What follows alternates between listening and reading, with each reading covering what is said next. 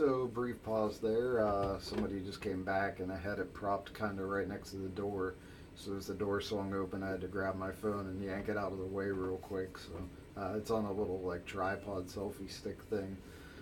So, hopefully, I don't have to do two separate videos. I can somehow combine them, but I don't know how. So, this might be part two. Welcome. So, on the way back, I got luxury pudding at in the train station. It said there was a sign next to it that said the lady was deaf and mute. But when I pointed at the pudding and said pudding, she replied back pudding with a question mark. So I don't know how she was mute when she talked to me, but whatever. It was expensive. It was 270 yen. Usually the ones so to provide some context to this, why day 5 I'm all of a sudden talking about pudding. Every meal afterwards I try and stop at a store or whatever and try a different type of the Japanese pudding.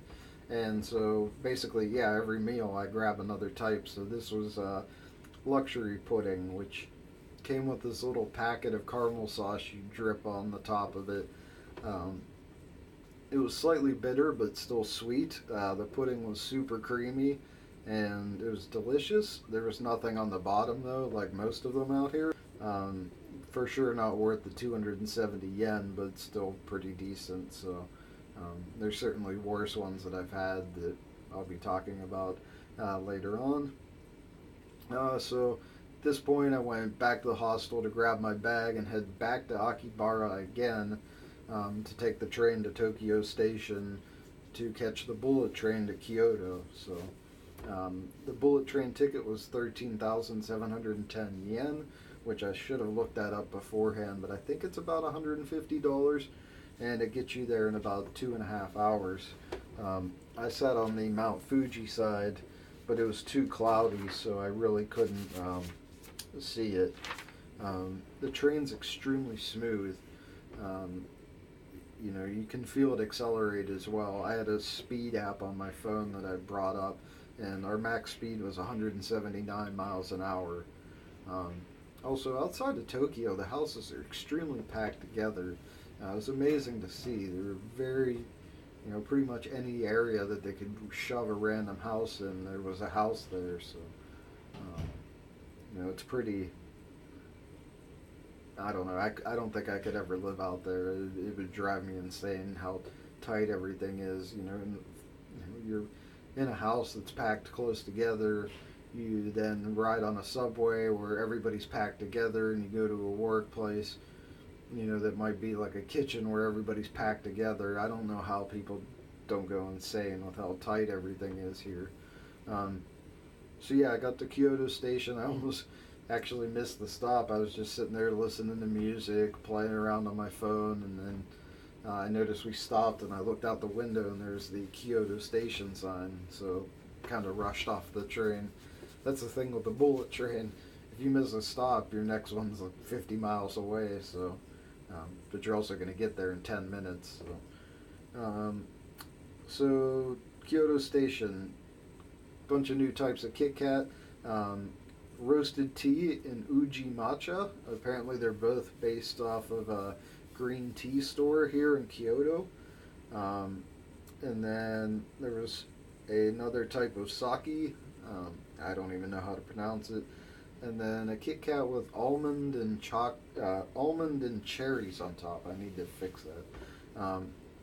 So I'll be picking up those on the way back. I've since moved into my extra duffel bag for all my gifts and souvenirs, which mainly consist of a couple notebooks and pens for people, and then a bunch of chocolate and vending machine toys. And then I'll be getting my chef's knife either here or back in Tokyo. So, what else? There's a pancake restaurant that I was tempted to go to, but ended up going to an okonomiyaki restaurant, which is essentially a Japanese pancake. It's basically a thin pancake, and then they put stuff on top. I had a pork version of that, It was really good. I think it has like katsu sauce on it. It's really tangy on the top, but it was really good. I had some daikon odin, which is more of a winter thing. It was just essentially a big piece of white onion that had been boiled for, I don't know, stewed. I don't know what the correct word is for it, but it was very soft and tasty. It had a little bit of green onion on top. Um, I had a couple special side dishes that came with the thing that I ordered. I'm not sure what either of them were. I think one of them had oysters in them, but neither of them were great. Um, it came with oysters and scallops, which were grilled. No matter how much I try, I just hate scallops. I think there's no way around it. I've had them probably 10 times now, and I've hated them every single time. Um, Overall, it was pretty good. I'm glad I went there. The okonomiyaki was really good. I'm glad I tried it. Um, Got a very expensive pudding, which was 400 yen. It actually came in a box that had a little, like these little cut out cardboard inserts to hold it in place, and then there was a little ice pack next to it to keep it cold. So, the pudding on the top portion of it was very eggy, egg flavored, and then the pudding itself was actually really good. But the caramel at the bottom was very, very, very bitter. I don't even know what it was. I don't even know if that is caramel. I got to look it up. But yep. So from there, that was the biggest disappointment in pudding thus far. So walked to the hostel, the Nishiki Market that I wanted to go to is like 50 feet from the hotel. So the hostel. So that was a good decision.